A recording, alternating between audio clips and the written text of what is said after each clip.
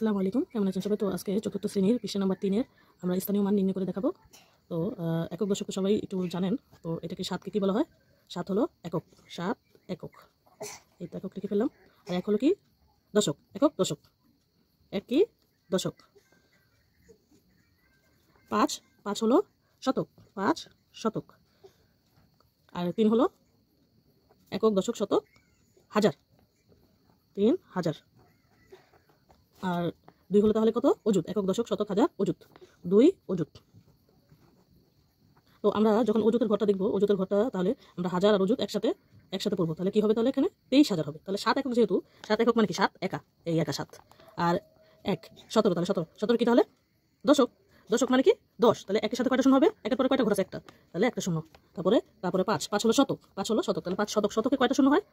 শতকে হয় 2টা শূন্য, মানে 100 কয়টা শূন্য? 2টা শূন্য। 3 কি? হাজার। তাহলে 3 সাথে কয়টা শূন্য হবে?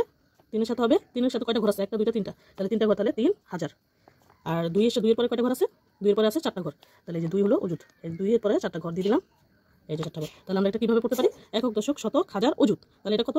আমরা এর একটু আগে বলেছি, হাজার আর অযুত কি একসাথে আমরা বলবো। অযুত যেহেতু এসেছে, তাহলে এটা কি বলবো? হাজার বলবো। তাহলে কি হবে এখানে? 23000, 23000। এই তো, তাহলে সংখ্যাটি কি দাঁড়ালো? 23000, সংখ্যা সরি 23000, 23000, 500, 517।